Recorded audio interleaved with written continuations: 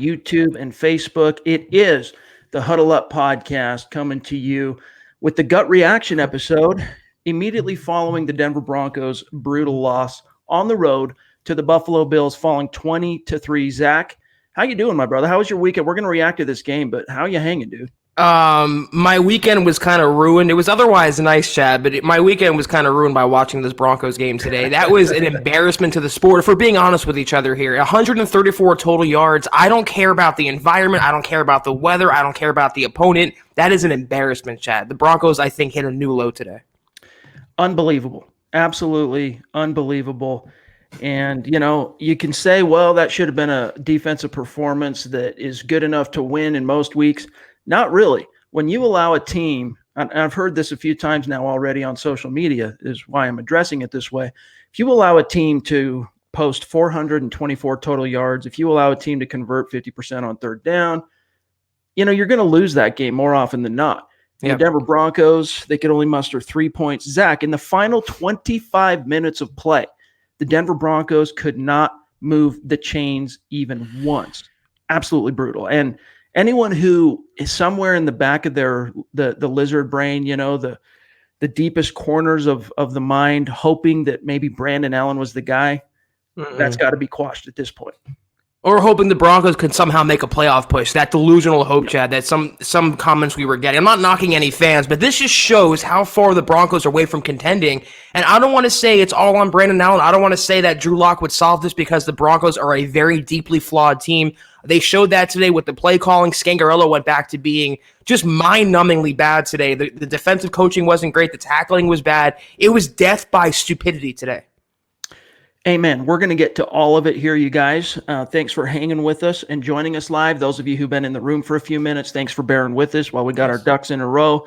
But this is the Huddle Up Podcast. And before we dive in, let me just remind everybody to follow the show on Twitter at Huddle Up Pod. That's the best way for you to keep your finger on the pulse of what's happening with the show in real time. And then don't forget to head over to Apple Podcasts, leave a creative review. If you like what Zach and I are doing, go to the Huddle Up Podcast listing on Apple Podcasts, find the show, leave a creative review and a 5-star rating. That helps the show tremendously. And it also enters you into the drawing that we give away at the end of the month, which is going to be toward the end of next week, maybe first of the next week following, where we'll announce 2 winners at least in the drawing giveaway for the reviews on Apple Podcasts in the month of November. So take care of that business.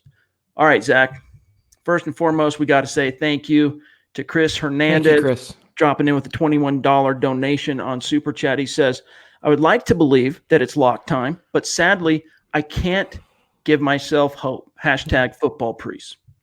That's a sad comment that we still can't see it as a guarantee or have hope the Broncos would play their second-round investment after losing now 2 games with Brandon Allen, after Brandon Allen shows that he's obviously not the starting quarterback answer. He's more of a backup-type prospect. It's sad, Chad, that we're even still getting that sort of comment. It's sad that we don't even know when or if Locke will play this year.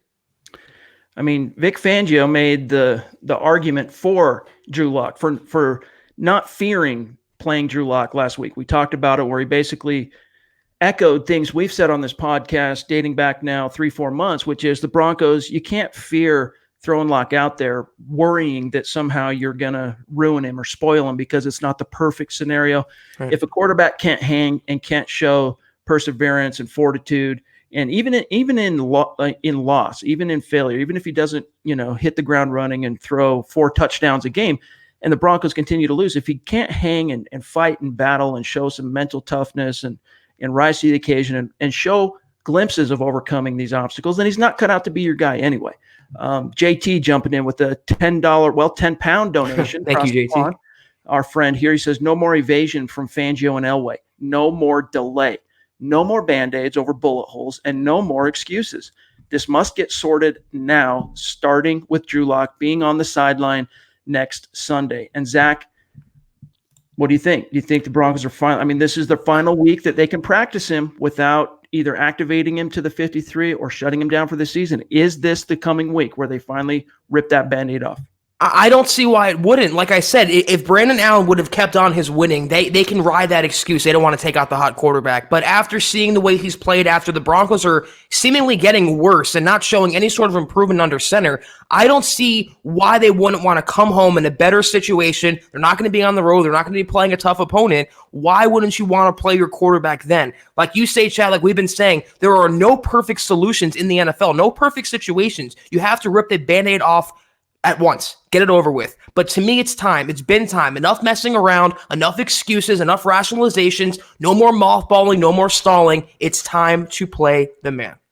Dylan jumps in with a $20 donation on Super Chat. He says, start lock and don't look back. And Zach, that's one of the things. And by the way, big thanks, Dylan. You are the man. And really quick, our Super Chat donors, you guys, we're trying to keep records and putting it all together so that we know who to send some gear out to. We've compiled about half the list, and here in the coming days, we're going to be reaching out to everybody and letting our biggest Super Chat donors know how to get in touch with us so we can get your physical address, start sending you some thank yous by way of merch and Huddle Up Pod, Mile High Huddle swag coming up. So, but what I was going to say is, as he points to there, Dylan, he says, start locking, don't look back. Zach, one of the reasons why I think the Broncos have dragged their feet, and even Fangio hinted at this or intimated this earlier this past week, one of the reasons why is they know once you turn to lock, you can't make the same mistake you did with Paxton Lynch in that you turn to him and then pull him off back to the sideline. It can affect the confidence. You got to, once you turn to Drew Lock and you put him on the field, there is no looking back. I mean, for the foreseeable future, unless he completely, and I mean like Nathan Peterman bombs in the remaining 5 games, you got to give him the 5 games no matter what. And you got to give him 2020. So That's part of it, is the Broncos kind of gearing up emotionally, also from a football perspective, to completely close ranks around Drew Lock and not look back. I was going to say, even if he does pull a Peterman, even if he bombs in those 5 appearances, Chad, he's not enough audition time for a guy the Broncos knew was a raw prospect, a guy they didn't want to play this year. They absolutely deserve to give him 2020 as well, at least put him in a competition to become the starter. Maybe not hand the job to him right away, but yeah, it's time now. See what the guy has. What else are you stalling for? What else are you waiting for? You're going to hide behind Brandon Allen and kind of limp to the finish here and go into 2020 and not know what your second-round pick is capable of, a guy Elway loved in the pre-draft process? I will say it again, like we said it a billion times before. It is unexplainable, and to me, it makes 0 sense.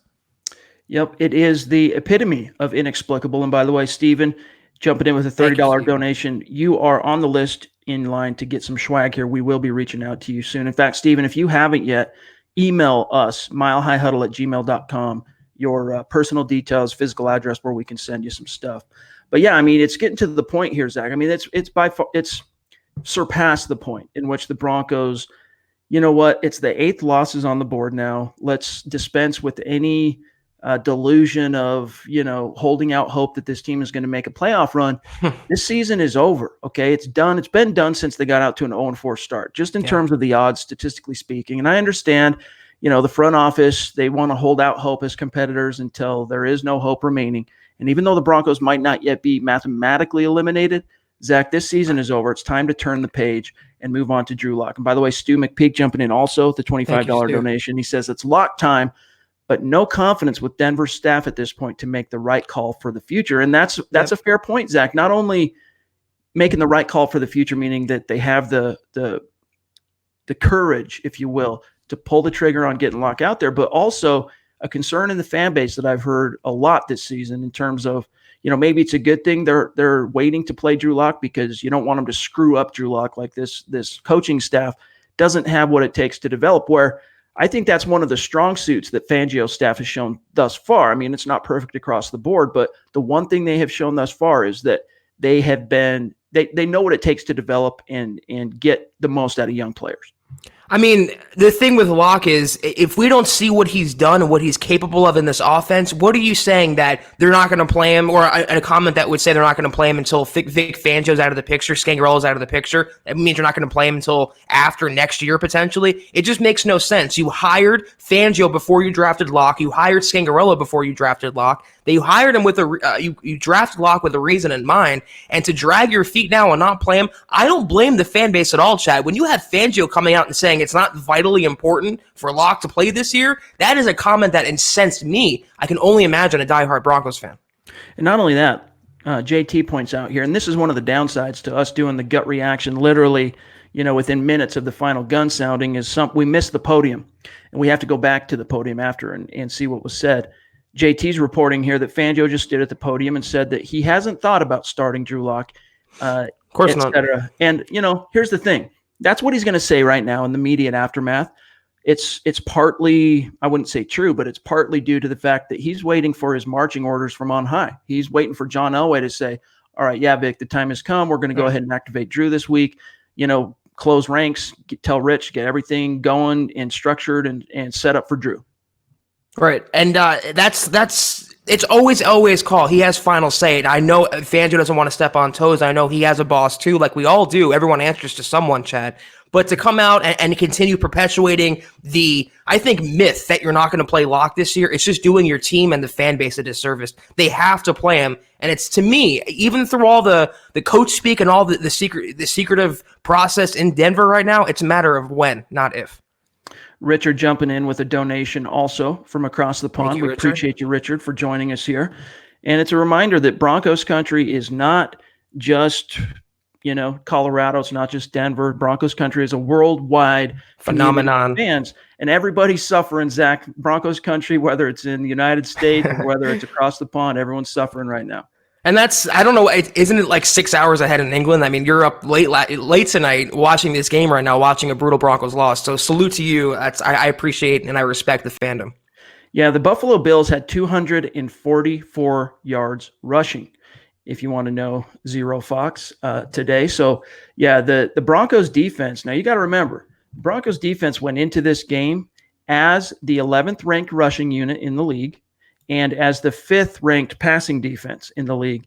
And also, as a third down unit, that defense was ranked 7th, allowing just 35% conversions on third down. All three of those, not so much against the pass today, but the rushing statistic, 244 yards. And then the Broncos allowed 8 of 16 on third down, which is a 15-point increase over what they have averaged leading into this game. The Bills were able to just hold on to the football, milk the clock, and march up and down the field. Yeah, and the tackling wasn't great today. I mean, it was everything Fangio does not want in his defense. It was blown assignments. Alexander Johnson was taken for a ride today in one of the running plays. It was just the Denver defense breaking down like we saw against Fournette earlier this year. We saw against Crowell last year. Maybe not to that extent, but I think we did see the Denver defense kind of fall off a cliff today. I don't know if Chad had technical difficulties. I believe he left the room. I'm good. Sorry. Okay. That was my bad. You're good. I hit the wrong button. Continue. I'm just going to another question here. Robbie, thank you for the $20 donation. Robbie, we appreciate you. He says, I have concerns about properly developing a quarterback under defensive-minded staff. Just never seems like that is the focus. Do you guys share any of this concern? Chad? It's a concern. We touched on it just a couple minutes ago. I think under the Vance Joseph regime and the collection of Bill Musgrave, Mike McCoy, that group, you have to worry a little bit about it. Honestly, if Rich Scangarello, he's growing and learning on the job as a play caller for the first time in the NFL. This has been evident and plain to see this year. And even John Elway, when he's spoken publicly on the radio with KOA, he does his weekly appearance, he's talked about how Rich is learning on the job. But the one bona fide that he absolutely brings to the table that's undisputable is he is a miracle worker, if you will, with developing young quarterbacks. And we've seen that so far. And so I'm not, even Brandon Allen, look, today he struggled. It was an ugly game. He very evidently and clearly butted up against his ceiling. But those first two games, and really if you take his complete body of work, he's obviously a backup level guy. That's just what he is. But I would say that he exceeded expectations in that 3-game window he's had so far, and that's a credit to Scangarello and quarterbacks coach T.C. McCartney. I'm even more encouraged, Zach, by the fact that Drew Lock showed development in the areas with his technique, his footwork, all that stuff, playing under center this preseason and training camp before he suffered that injury, which is, again, a credit and a hint toward what Rich Scangarello and T.C. McCartney can do. So that's really the last thing I'm worried about at this point. Yeah, there was a report that came out a few days ago that said behind the scenes, the Broncos are secretly happy with the progress that Locke is making. I agree with you, Chad. If anything, the Broncos may have found a long-term backup in Brandon Allen, and I think Scangarello has done a pretty good job developing quarterbacks. Remember, that's not his sole job in Denver like it was in San Francisco. He's calling plays. He's pretty much running the entire offense, whereas Fangio handles the defense. I don't really worry about having a defensive-minded coach as long as you have the right offensive coaches in place. And I believe with time and the right personnel, Scans will be the right coach for this team. Steven, the email address is milehighhuddle@gmail.com. We just need your physical address, and we're going to get you some merch sent out as being such a consistent and strong supporter on our super chat. Let's see what Buana Beast here. Buana is consistently hanging out with us on these live episodes. He says, who do you trust in the front office and the coaching staff? Zach?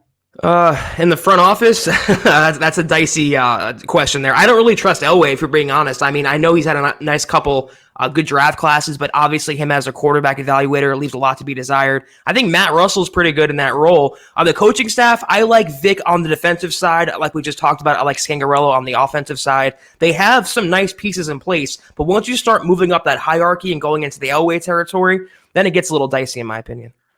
You know, I really do. Look, it's going to, we always knew it was going to take time for Vic Fangio to imprint on this organization. And, 3-8, you hope for better, but especially with Joe Flacco being a 12th year guy and someone who's been to the top of the mountain, you expected this team to get out to at least a little bit more modest of a start than 0-4 like they did. But I really don't think that's an indictment on Fangio at this stage. Now, if the Denver Broncos get out to a 3-8 start in 2020 as well, and it's looking like a repeat of the Vance Joseph regime in terms of the end result in the standings, yeah, you got to be a little bit concerned. But at this stage, with the chips that were dealt Vic Fangio in his first year, I mean, lack of clarity at the quarterback position, issues with depth at cornerback in the secondary, on the offensive line. Yep. I mean, it adds up. I'm not worried about Vic Fangio. Rich Scangarello is a play caller.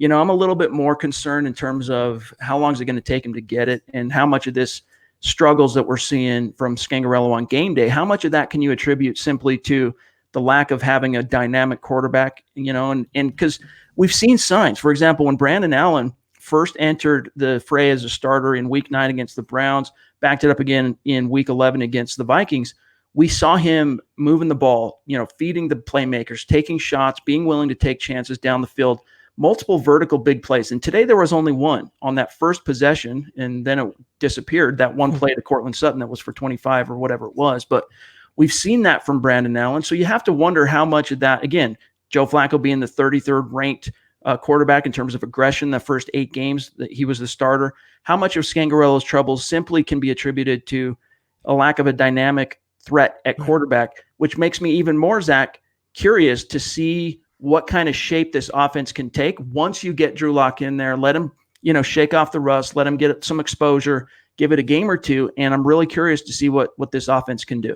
And not just a bad quarterback, but to have a bad left tackle in there also. Scangarello and Fangio both were not given a good roster. I believe this season, considering what the expectations were in Fangio's first year, you put a capable left tackle. These are the two most important positions in all of football, I believe, is left tackle and quarterback, Chad, excuse me. They don't have either right now. They have 2 bad players at those spots. They did. Once you get those solidified, I'm with you. I think Scangarello can be a decent play caller if he just settles down and doesn't get so cute. And also Fangio, if he just runs the defense and he has the offense a little more stable on its own, then you'll see a consistent product. So hopefully next season, when they have a year under their belt in their respective positions, we'll see a better, more stable and consistent product. Part of the problem here, Stu, today with the Broncos defense is the Buffalo Bills are a really good and dynamic rushing offense. And you saw Josh Allen, all the hype about him being like a poor man's Cam Newton. You saw that's real. I mean, the hype is real. He can create plays that, but take a busted pass play and turn it into a 14, 15-yard gain on the ground with his legs. And part of that is the Bills were doing so well rushing the ball on first and second down that the Broncos felt like they had to stay in their base package, which kept the linebackers on the field. And then what the Bills did after a couple of possessions, seeing that the Broncos were staying in base, is then they started running, through 3 wide, they run Cole Beasley over the middle in a passing play against a linebacker like Alexander Johnson or Todd Davis. And yeah, they awful. just couldn't keep up with them. I mean, no one's going to keep up with Cole Beasley except for another defensive back. That was part of it. And kudos to the Bills for recognizing how to exploit the Denver Broncos in that area, Zach. Yeah, that's a good point. And bad tackling, bad mismatches, like you mentioned with Todd Davis on receivers again. That was something right out of the Vance Joseph era. Von Miller not getting any sacks, getting the other quarterback, not getting pressure. And the Broncos just beating at their own game. The Bills wanted it more. They were more physical. Chris Harris Jr., can we talk about him for a second? He was roasted for another week, and this guy wants top cornerback money. He wants to come back to Denver, and I hope some fans that are bigger fans of his start to see for what he really is. Still a good cornerback. I would say still a very good cornerback, but I would not say number one. I would not even say top 5 at this point. Man, and what's crazy about that, Zach, is, again, it's the same old story with Chris Harris, which it's been all season long, is he shuts down his guy. He shuts down that number one guy for like the majority of the game. And then at the penultimate moment, late in the clutch, chips are down, that's when the lapse comes. And that was no different today, except the only difference today, Zach, is that there was literally no one Harris could point the finger at but himself. I mean, he was beaten one-on-one straight up. And look, it's going to happen. Cornerbacks, not everyone can be Champ Bailey. Not everyone can be the greats like Darrelle Revis as well. Guys are going to get beaten. Even they would get beat here and there, right? We saw it happen. With Chris Harris, though, the troubling aspect to when Chris Harris has gotten beaten this year, Zach, is that it seems to come at literally the most inopportune time in the clutch. Yeah, and it wasn't even on Simmons today. He wasn't supposed to have over-the-top help. I know the camera showed him. It was just Chris Harris Jr. getting roasted by a fairly nondescript receiver, John Brown. If John Brown is roasting Chris Harris Jr., what would a Julio Jones do? What would a Tyreek Hill do? What would some of the better receivers in the NFL do? I still like him. I still think the Broncos should make a push to bring him back next year, but he's certainly not a priority, certainly not the top priority, and certainly not number one cornerback money worthy, in my opinion. I agree. I mean, and that's the thing is, throughout most of this season, I've kind of hovered on the edge of thinking, well, he hasn't been great, but I shudder to think what this defense would look like without Chris Harris Jr. locking down his side of the field for most of the game. Then I think to myself, well, if the cost of that, if the cost of doing business to have one side of the field mostly locked down throughout a game is paying a guy 14, 15 million, maybe that's something the Broncos just have to bite the bullet on. But the last few weeks, I've increasingly, Zach, come to the conclusion that, you know what, let Chris Harris Jr. test that market. Let him go see what he can find. Focus your efforts primarily on getting Justin Simmons re-signed here, as Alicia says. I don't even see at this point how it's even a debate. I mean, Simmons had a pick today. He's blossoming. He hasn't even hit, I believe, his ceiling yet as a player, whereas Chris Harris Jr. is over the hump. He's past his prime, and he's resting on his laurels right now as a former champion, a former all-pro cornerback. He's just not that level anymore. He was roasted today. He's been roasted this season, and if anything, 2019 is a downfall of Chris Harris Jr. like it was a couple seasons ago with Aqib Talib. I mean, Harris held up okay last year without Aqib Talib locking down his side of the field. This is Harris's second year as Denver's number one corner, but this is the year where he's really, he's best served as that really good number two guy and a player that's probably best suited still playing in that nickel, playing inside in passing situations. But here's Tim has a question here. Why do we always have a hard time versus the Bills? We never seem to be able to beat them. So frustrating. Part of that, Tim, is that lately the Denver Broncos, when they've drawn the Bills on the schedule, Zach, they're having to travel to the East Coast, which is traditionally very difficult for a mountain time team like the Broncos. And it's just a tough place to play. And, the last few years, the Broncos have just simply not been a good team. 2017, they faced the Bills. Also in Buffalo, that was the game in which Von Miller did the psych, reached his hand out to Tyrod Taylor, pulled it back, and in a crucial moment, and the refs threw an unsportsmanlike on that. And the Broncos just have had, it's not an easy place to win, especially if you are a fair to middling club like the Denver Broncos. Yeah, and the last couple of games have been 1:00 games too locally. That's always tough on the Broncos, like you mentioned, traveling to the East Coast. And mental lapses, just like with Von Miller doing that little hand gesture. He didn't have to do that. The Broncos probably would have won that game. Today, with the bad tackling, the bad coaching, and just having no fight or passion in them, it's just the mental miscues, and it's coaching. That's been the difference in Buffalo. Some places are just house of horrors to play in, and I think they found theirs in Orchard Park. Jordan says, not many positives that I can take away from this game. Do you guys got any? You know, Zach, this is one of the games. I really don't. think this is the one game this year. I in the moment, I have one. What do you got? Justin Simmons. That's okay. That's literally it. I mean, the special teams was awful today. The offense was awful today. The defense was awful today. The coaching. Yeah, this was just a game that you want to burn the tape to. But Justin Simmons, I guess that's your silver lining for today. Nick, we appreciate you, brother. We appreciate all of you guys that join us on these live episodes, and also those of you who listen to the podcast after the fact. You guys, you make it worth it for us to continue to put in the time and the effort covering this team and bringing you our analysis. And as long as you keep showing up, we'll keep bringing it. JT says, guys, we must touch on Garrett Holtz. He literally is playing as an opposition player. It's ridiculous. How much more can we and the coaches endure? And it's a good point, Zach, and I tweeted about this. This is how sick of a maniac I am and how much this team has wormed itself into my lizard brain. But I literally had a dream last night, okay, that the Denver Broncos benched Garrett Bowles in the Bills game. What was in the future and now is in the past. But I had a dream that they actually, like in my mind, in my subconscious, it was such a miracle that the Broncos finally, accepted the reality and benched Garrett Bowles and sent a message that, okay, this is unacceptable. And he proved it again. It didn't happen, of course, but he proved it again today, his 13th hold. This one was on a running play. Usually his holds come in pass protection. This one, a running play, his 13th of the year. And I don't know, Zach, I think if you had a healthy Juwan James and there was a viable option in the Broncos coaches' minds to, kick either James over to left tackle or Elijah Wilkinson over to left tackle, because Wilkinson did play well in the preseason, albeit against second and third teamers at left tackle. But when Jake Rodgers is the only thing separating Brandon Allen from getting completely demolished, Broncos just don't have enough faith in it. And I think also, Zach, it's another one of those decisions, Garrett Holds being a John Elway first rounder, that Vic Fangio probably has to wait from the edict from on high saying, okay, now's the time, go ahead and pull it. Chad, what is this team doing to you, man? They're literally ruining your mental health. If you're dreaming about them and having nightmares about Garrett Bowles. Yeah, I mean, what more can we say about the guy? Every time he's on the field, he hurts the team just by virtue of being out there. I tweeted about that also. I mean, the Broncos aren't good enough still to overcome one Garrett Bowles penalty or sack allowed or whatever. It just puts him into a tailspin. I don't know that he'll be definitely gone next year. I would certainly believe that Elway will find his replacement and have him on the roster like we always talk about, Chad. Maybe make Bowles a swing player, but he's shown over and over and over again, even with the addition of Mike Munchak, he's just not a caliber player, not a starting caliber player in Denver. What's up, Sonny? Thanks for watching us.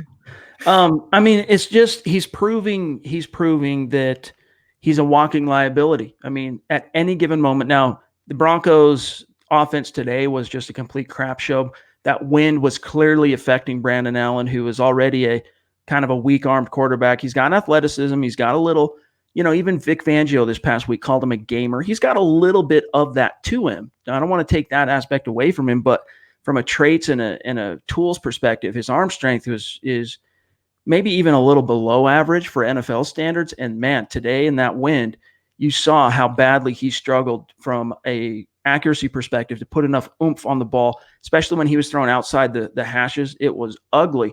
Meanwhile, you flip it the script, Zach, on the other side, Josh Allen, you saw what an elite arm strength can do, even in the face of blowing wind like that. But how about the play calling? It was a 3rd and 3, and they're having Brandon Allen throw into the wind deep downfield 20, 30 yards. I mean, that's just coaching right there. Josh Allen faced the same wind, the same conditions, but they called more quick hitters, more crossers. It came down to coaching, and the Bills outclassed the Broncos in that respect. Dion says, so guys, if Locke starts next week and lights it up, how do you feel? Would you be excited or be a little ticked off because we could have been seeing this for a few weeks now? I'm already ticked off. And right. I mean, here's the thing. Look, here's the reality.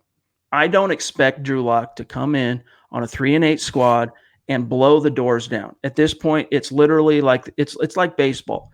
At the back end of a season, if you're out of contention, you get the young guys up and see what they can do.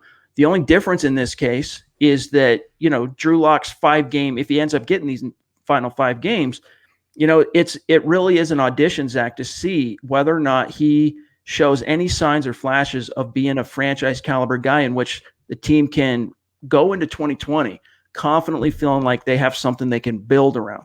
That's the question. I don't expect him to blow the doors down.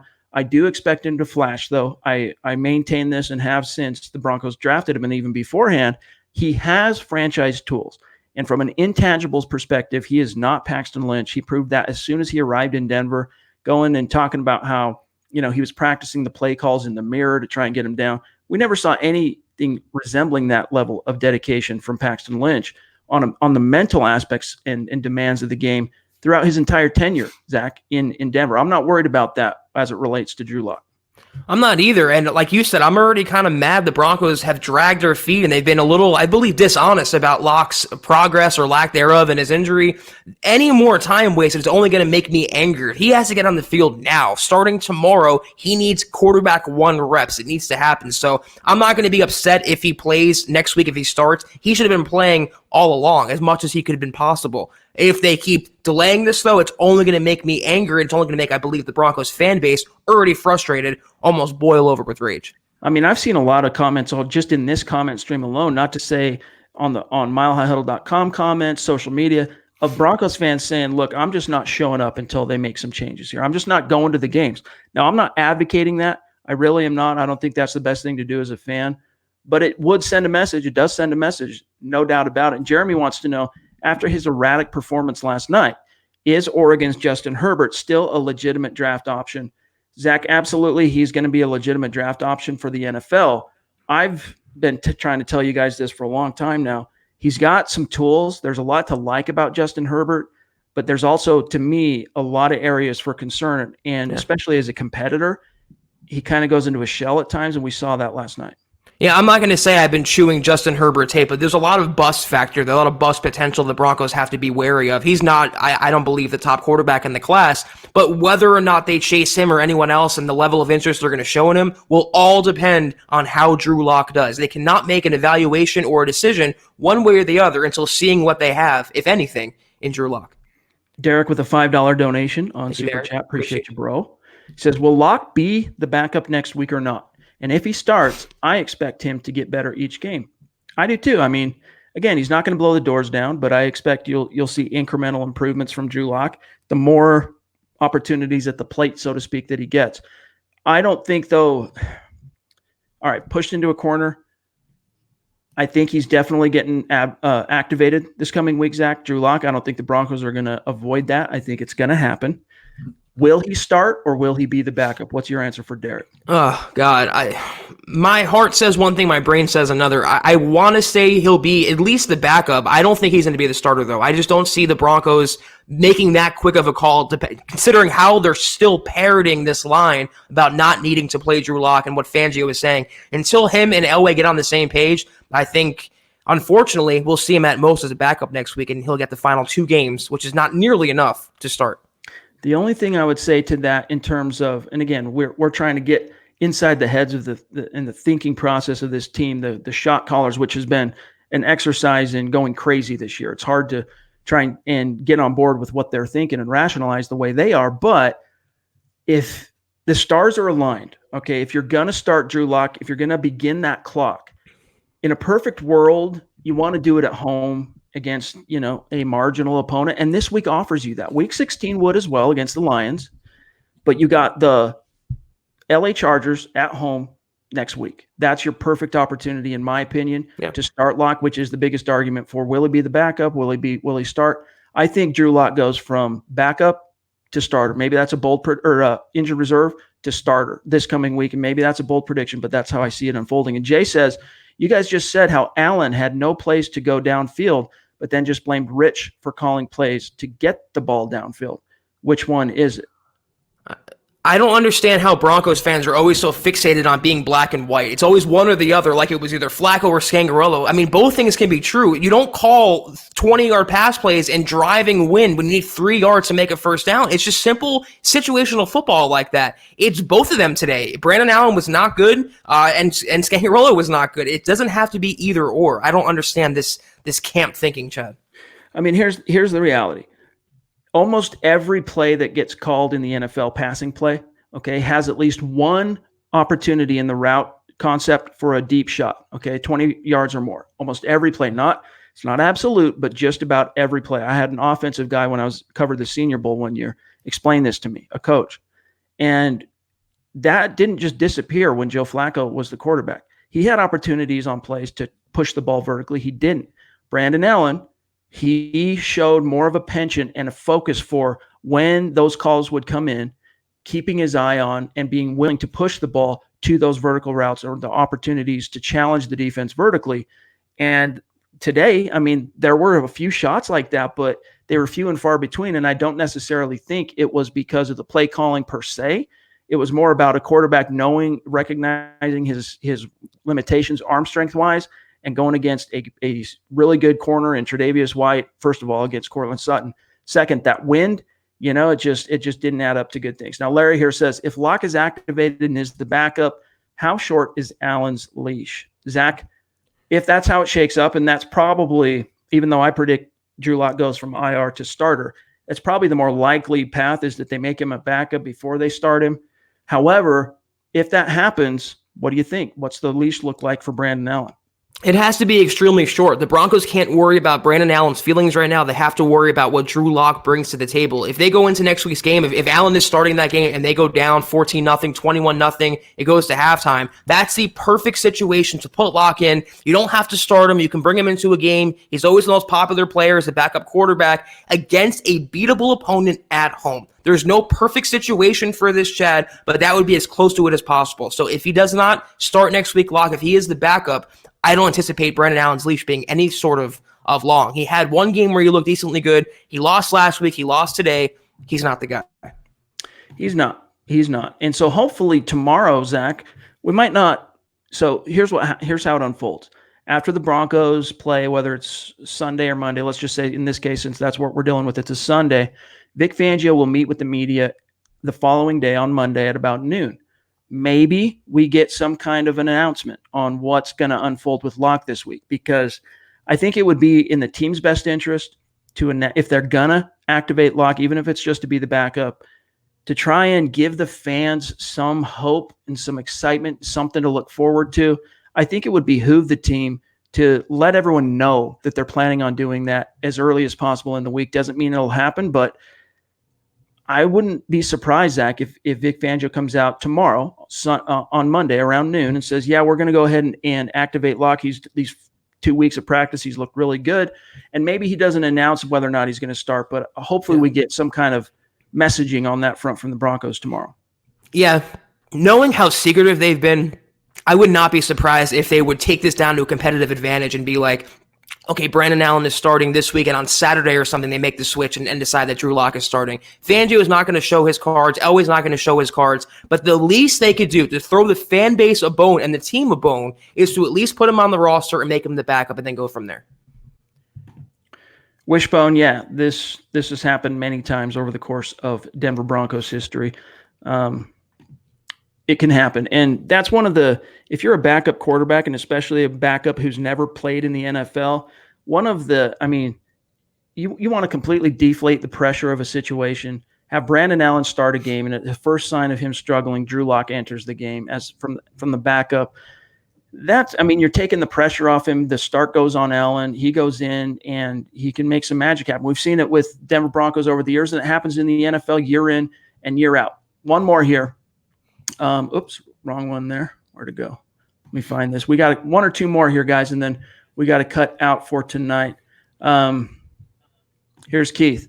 Let's make a bet. If next time you play the Chiefs, if we win, you put the camera back. If not, I will stop following you guys. I'm not sure what you're talking about there. The camera back? I clicked on. I don't know. Sounds like a Spygate, Bill Belichick kind of question. Well, look, takeaways from today's game. Let's just summarize like this. Brandon Allen, not the answer. I think most of you knew that going into this, and he was just holding down the fort. Was today, Zach, here's my last question to you, and then we'll bid adieu to all our great listeners and viewers here. Was today enough of a statement for the Denver Broncos brass to spark some change? Are the wheels of change going to be in motion? I don't see why it shouldn't. What is one reason why they shouldn't make a change here? I mean, they're out of playoff contention. They have 100. I mean, the total yardage they had in this game, Chad, was despicable. It's disgraceful to the NFL. Why would you not? Why would you remain with the status quo and continue losing and continue being incompetent and inept and being the laughingstock of the NFL. If this loss didn't precipitate change, or last week's loss and they blew a 20-point lead, what is it going to take for the Broncos to do the right thing and show some foresight? I don't know. I can't explain that if it doesn't happen. I think the wheels of change are in motion. Tip your cap to Brandon Allen, who did about as best as he could for a 3-game audition to be that spot starter and show the Broncos that, hey, man, you got a quarterback on your roster who can step in a pinch and hold the fort down while your starter, if he gets banged up and you need a 1 or 2 game window for that. Brandon Allen's proven he can do that, but the Broncos need an answer. It's plain as day now. There's no ifs, ands, or buts. Can't get around it. The Broncos need to get Drew Lock out on the field and find out what they have in him. You got 5 games left in this season. You can still make them count. You can still start stacking some credits, if you will, for the future by getting Drew Lock his 0-7. It's not quite apples to apples, but 0-7 Jared Goff experience. Now get him that 5-game window of experience to see what it's like to start, see what it's like to play in the NFL against NFL level defenses, coverage, speed, physicality, pressure. You got to start dumping that on him now. And hopefully he shows enough, Zach, to, where the Broncos can feel confident going into 2020. Draft-wise, they can build the nest and grab a tackle in the first round, start grabbing some cornerbacks, start doing things to build around Lock. Hopefully he shows enough to be able to encourage them to have the confidence to do that instead of feeling like they have to knee-jerk and go back to the well and draft another quarterback in 2020. And, the only thing, Zach, that I could see the Broncos doing that, the only way events could unfold for that happening is if Drew Lock, again, goes out this year and completely in a 4 or 5 game window of time throws up Nathan Peterman caliber numbers. But guys, that's going to do it for today's episode of the Huddle Up Podcast. Thanks for each and every one of you for joining us. Make sure you follow the show on Twitter at Huddle Up Pod. That's the best way to keep your finger on the pulse of what's happening with the show in real time. You can follow my partner, Zach Kelberman, on Twitter, as you can see here, at Kelberman NFL, and myself at Chad N. Jensen. Stay tuned. We will have some in-depth analysis in the written form at milehighhuddle.com, so go check that out for post-game coverage following this podcast. And then we'll be back in the saddle tomorrow night, 6 p.m. Mountain, 8 p.m. Eastern, for the aftermath episode of the Huddle Up Podcast. So keep your chin up, guys, and hopefully this is enough to move the needle and spark the wheels of change and set them in motion. And we get a glimpse at Drew Lock this coming week. For Zach Kelberman, I'm Chad Jensen. We'll talk to you guys tomorrow night, 6 p.m. Mountain, 8 p.m. Eastern.